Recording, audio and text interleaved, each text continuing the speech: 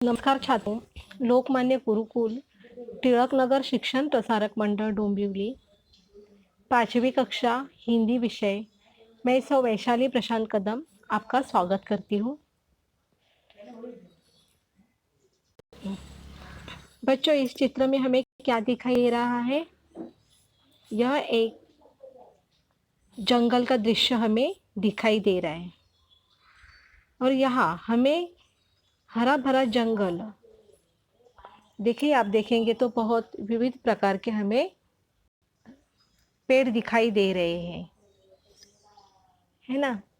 तो इसी जंगल में बहुत सारे विविध प्राणी और पक्षी। तो आज हम इस जंगल में जो पशु पक्षी जो रहते हैं इसके बारे में जानकारी लेंगे। यह एक चित्र वर्णन है। देखिए यहाँ पर आगे एक पट्टी लिखी हुई है, वहाँ पर लिखा है पौधे लगाओ पेड़ बचाओ। देखिए इस चित्र में हमें सबसे पहले दिखाई दे रहा है तोता। तोता हमें क्या कह रहा है? नमस्ते। तो इस प्रकार जब कोई हमसे पहली बार मिलता है तो हम उसे क्या कहेंगे? नमस्ते। तो तोते से हमें यह सीख मिलती है कि हमें नमस्ते, अपने जो बड़े बुजुर्ग होते हैं उन्हें हमें नमस्ते कहना चाहिए। उसके बाद हमें जंगल में दिखाई दे रही है तितली। तितली सबका स्वागत कर रही है। देखिए स्वागत है, ऐसी पार्टी यहाँ पर लगी हुई है। तो बच्चों, जब कोई हमारे घर में आता है तो हमें उनका स्वागत करना चाहिए। उसके बाद हमें जंगल में क्या दिखाई दे रहा है? देखिए खरगोश। आप जानते हो ना सभी खरगोश को। तो खरगोश के यहाँ कौन सी पार्टी लगी हुई है? नाचो गाओ। खरगोश हमें यहाँ वहाँ छलांग लगाते हुए हमेशा दिखाई देता है ना। तो खरगोश हमें कह रहा है कि खुश रहो, नाचो गाओ। उसके बाद है, ये कौन सा बड़ा प्राणी है इसे आप जानते हो? यह है हाथी। बच्चों, आपने अगर कभी हाथी को देखा होगा तो बहुत सारे हाथी इसे एक दूसरे के पीछे चलते हुए हमें दिखाई देते हैं। तो हमें हाथी से सीख मिलती है कि हमें कैसे लाइन में चलना चाहिए, एक ही रेखा में हमें चलना चाहिए। तो हाथी लगी हुई पार्टी है, उसमें क्या लिखा है? कतार में चलो। कतार का मतलब है लाइन, रांगेमध्ये चला।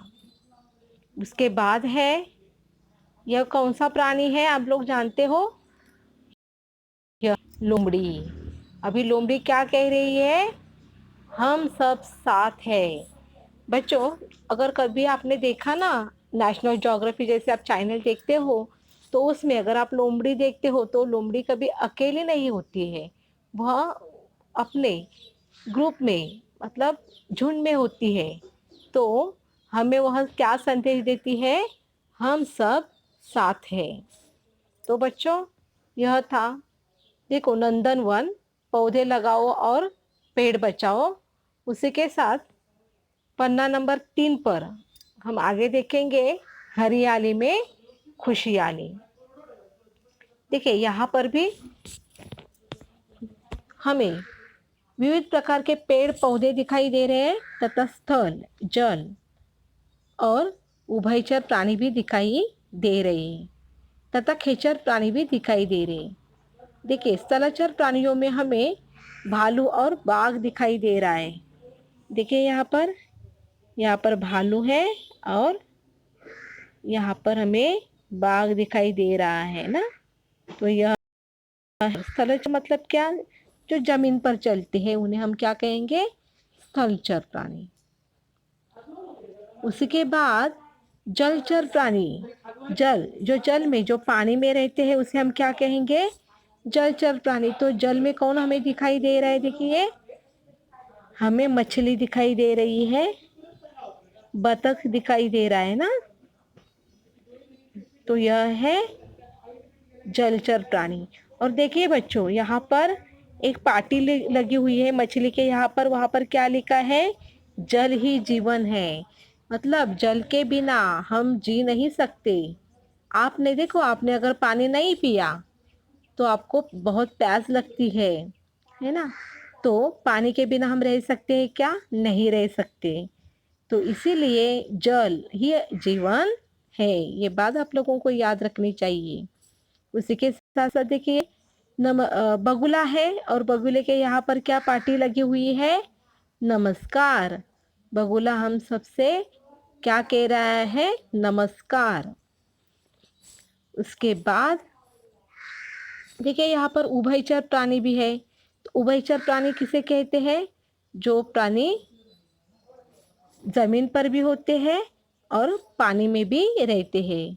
तो देखिए, यहाँ पर हमें मगरमच्छ दिखाई दे रही है।